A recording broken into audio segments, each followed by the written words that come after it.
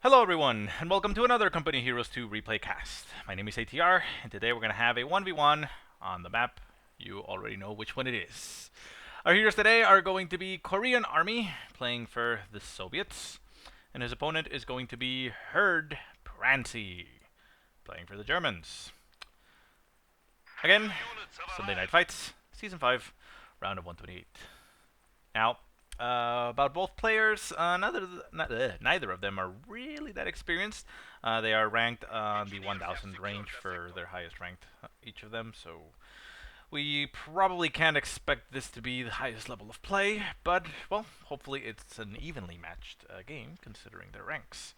As far as the seeding goes, they were placed at 58 for Prancey and 71 for Korean Army. So let's head back to the game and see what we can see. So, Prancey, what we're looking at right now, did what you would expect a German player to do, and got himself Tier 1, and from Tier 1 he built himself a Grenadier squad, so nothing out of the ordinary. And, again, nothing out of the ordinary for Korean Army. Conscripts, that's what you would expect. It's what everybody does, and what, well, mostly you should almost do. But okay, sorry. Oh. What happened to my overlay? Well, I'll try to fix it in between, but it seems like it froze there for a little bit. And it reset. We're at a 1 minute and 42. Let's put it 1 minute 51. 52, stop it. Sorry, I missed my follow command. There we go. Okay, we now should see a little bit better. Okay, sorry about that. Have to fix that overlay, but, well, nothing has really happened up until this point, and we have Pioneers and Conscripts engaging in the southern fuel point.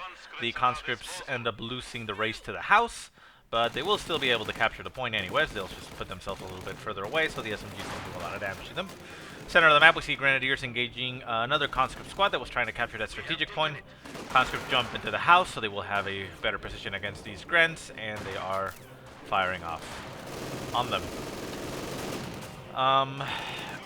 Prancey got himself 2 Grens and an MG42, so a little bit of a combined arms effort there. And, ooh, very nice move there by Prancey. Actually jumps his Pios out of the spot to deny the cap of that fuel point, and uses the MG42 to suppress and pin them, forcing them off of the map. So a very nice move there by Prancey.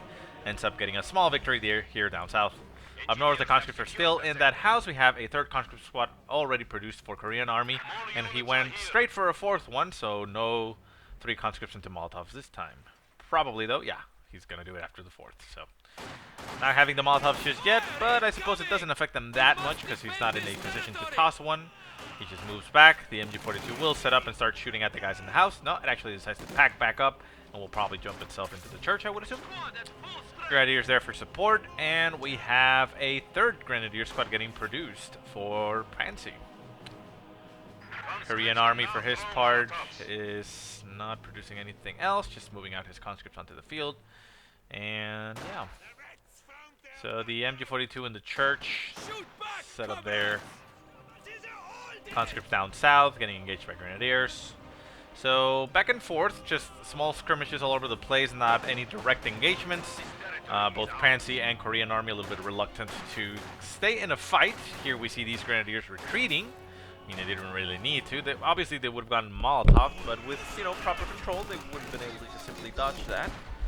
But Prancey decides to retreat them in the face of those conscripts. Now, 2 conscript squads pushing forward onto the church, getting right on top of that MG42. MG42 ends up retreating. No Molotovs going down for Korean Army because the MG42 was already outside the house. And the conscripts continue to push and are going to go straight for the cutoff point and start capping that. A little bit up north, Grand squads are capturing that point while the combat engineers are now retreating, probably going to be building some tech bat at Korean Army's base.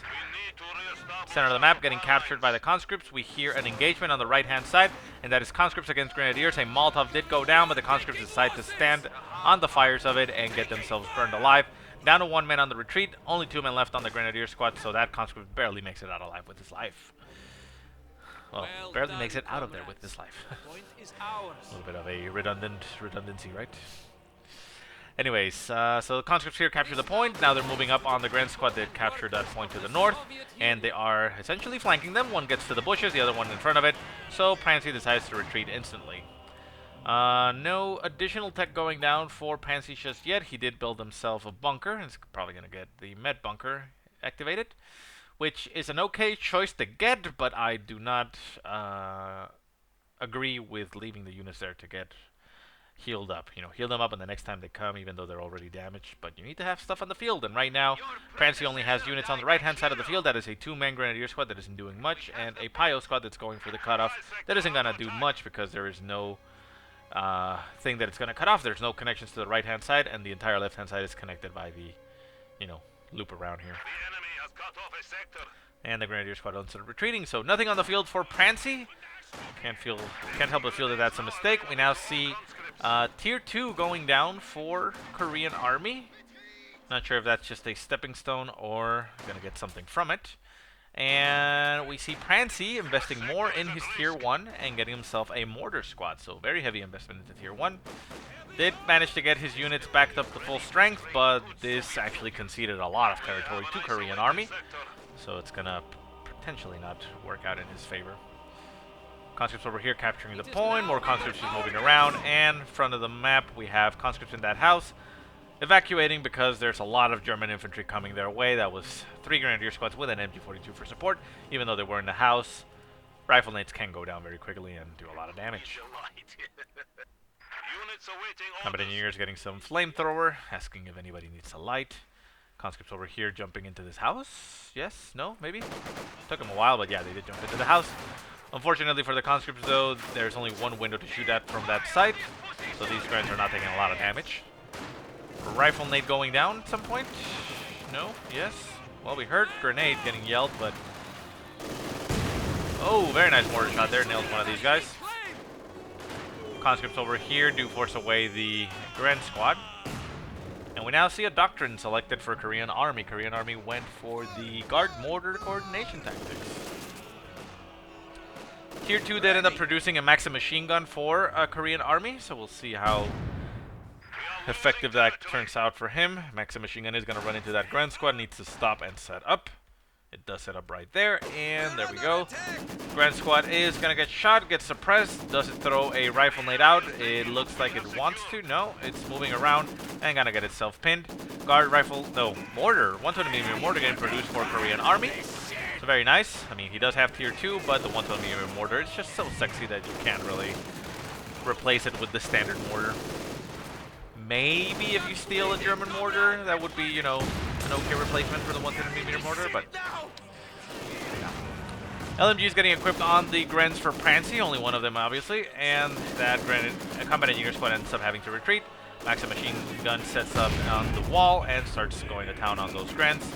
And the 120mm mortar is shooting all the way across the screen, not actually nailing anything, but, you know, doing stuff. German mortar sets up behind that shack and is going to start shooting at the Maxim machine gun. The Maxim machine gun runs into the crater that the mortar set. Oh, very nice shot there by the 120. It nails the MG42 and clears it out completely in one shot. Grenadiers to run over to get to the machine gun itself. Another round by the 120 actually nails it again, bringing it down to 1 man, but it does end up being able to retreat and gets out of the field. German mortar going to town on the Maxim machine gun, doing a lot of damage, down to 2 men, breaking the cover. One more shot, one more guy down, and the Maxim machine gun needs to displace and put itself in a different position. Grens crossing the river. We have conscripts taking position in that house, denying that fuel, and we have conscripts capturing that point. So conscripts heading into the center. Maxim machine gun ended up having to retreat. Combat engineers and conscripts still pushing forward. Conscripts decide to take shelter in the church, but they are going to get bombarded by that German mortar. German mortar is already set up.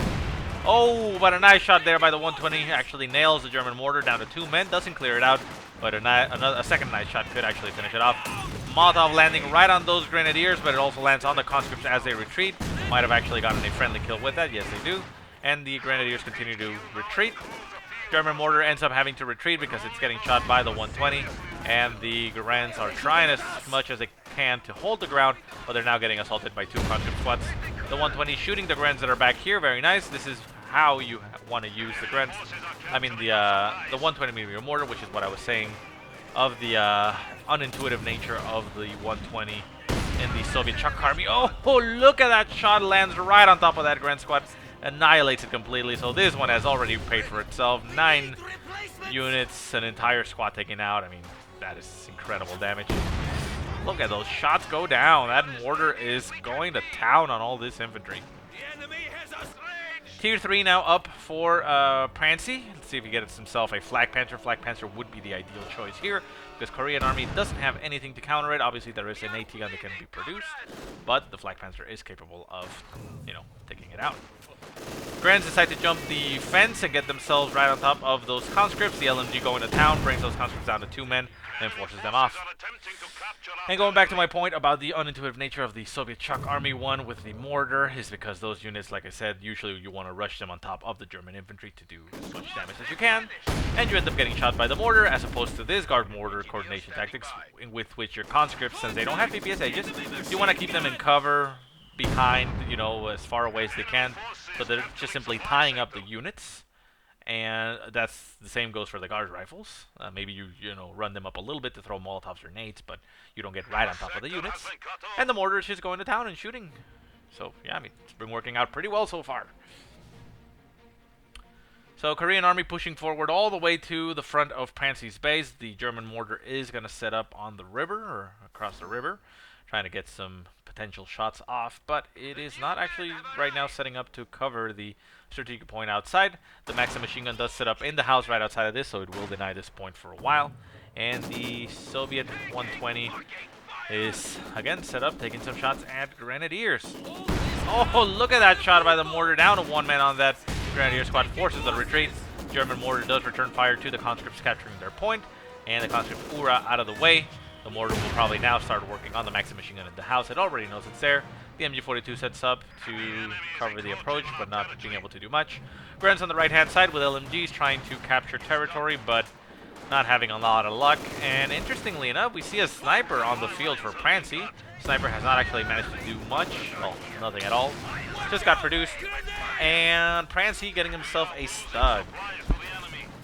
Don't think I agree with that. I mean, no, I actually don't agree with it at all. Stug has nothing to shoot at. Stug is an assault weapon, which isn't that great against infantry just yet. Maybe it'll get changed later on, but right now, I mean, it can kill infantry, but it's not that great. And, I mean, most that it can do is just harass the units that are in buildings. Oh, I personally would have waited for the Black Panther. So Sniper taking some shots at the Maxim machine gun in the house. Actually finally kills one of the men inside. More shots going down, bouncing off the roof. Not sure exactly where the sniper was aiming at. MG42 getting Molotov by these conscripts, getting burned alive, trying to retreat, but getting shot by the Maxim machine gun, so down goes the MG42. The conscripts shouldn't actually try to get that MG42. They are down to 3 men and need to retreat. Down to 2 because they actually get burned alive by their own Molotov. Get them out of the field and bring them back later on. Conscripts over here getting pushed away by the Stug and the base sector bunkers. And the right-hand side is now dominated by Korean Army. So Korean Army sitting very comfortably in a commanding position. 473 points for him, triple capping Prancey, who is now down to less than 250 points. And he has Tier 3 getting T-34s. T-34 up north, chasing away that Pio squad, might even kill it off. And there's a second T-34 being produced. So that Stug currently has something to shoot at, but once the second T-34 hits the field, it is going to be outclassed completely and in a very bad spot. Maxim machine gun does get shot by the Stug, forced off of the field. The Stug trying to chase it down. Now moving in to intercept that T-34. The T-34 is still capable of taking it out if it gets a nice flank on it. T-34 takes a shot by the Stug, so it's going to mask itself behind the church. Returns fire but misses. And on the right-hand side, the combat engineers are trying to hold their ground against Grenadier squads with LMGs. They are in a house, so they will be fine. And the T-34 moves into support. Nice shot there, nails one of those grants, and the T-34 is going for the crush. Can he get the crush? No, he just moves into the zone and actually gets shot by the 1mm mortar. That's quite good. Faust goes off on the T-34, and we now see the Stug going in for the kill. But little does he know, there's a second T-34 moving into the center of the map, so that means it's going to get flanked by this T-34. Nice shot by the Stug, actually nails the T-34 on the rear armor. Second shot goes down, and the T-34 goes up in a plume of smoke, whatever. And we now see Mark vehicle going down on the Stug, and the T-34 is chasing the Stug down. Gets fausted by the Grents, but with Mark vehicle on it, these conscripts should actually be able to throw an 18-8 and finish it off. The Stug is trying to run away. The T-34 not able to pursue because of its damaged engine. Even though it's not heavy engine damage, it's still damage. But the conscripts are running and trying to get that kill. The effect is still 30 seconds left. Conscripts get right on top of the Stug and will throw an 18-8 and finish it off because it still increases the damage. And boom goes the Stug. So nice pickup there for Korean Army. T-34 can now actually just back off and get back home. So unfortunately it didn't pan out for Prancey. Korean Army now has a T-34 on the field and still holds a commanding lead on the victory point-wise and territory. Center of the map not currently held by anybody. We have the 120mm mortar by Korean Army just holding position. Sniper around, has only gotten 2 kills so far. It was shooting at the house and wasn't able to do a lot of damage. MG42 did get cleared out and still on the field. Sniper taking some more shots, actually nailing one of the conscript squads, but forced to retreat quite instantly because there's a conscript squad on top of it. And, oh, yeah, that's what I was talking about, the mortar. You run to where the enemy was, and you end up getting yourself killed. So 2 infantry, or well, friendly infantry kills there for the mortar.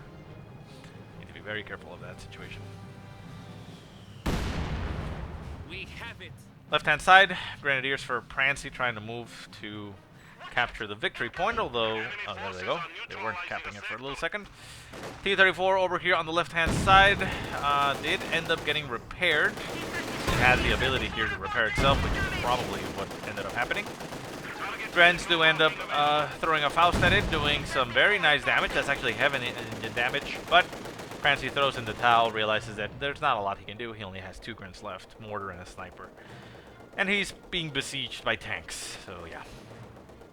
Anyways, guys, I hope you enjoyed the game. If you have any positive or negative remarks, go ahead and leave them in the janky comment section below.